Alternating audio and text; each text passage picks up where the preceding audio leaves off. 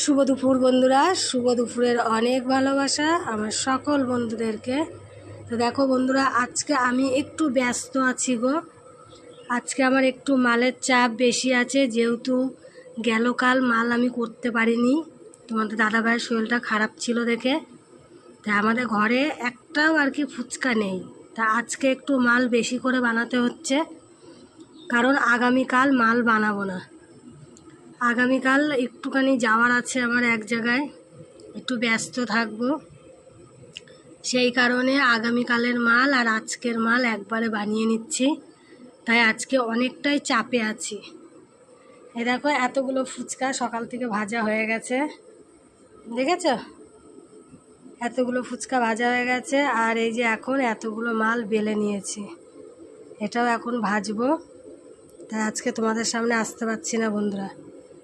তা চলো, আমি পরের ভিডিও নিয়ে আবার তোমাদের সামনে আসছি। টাটা।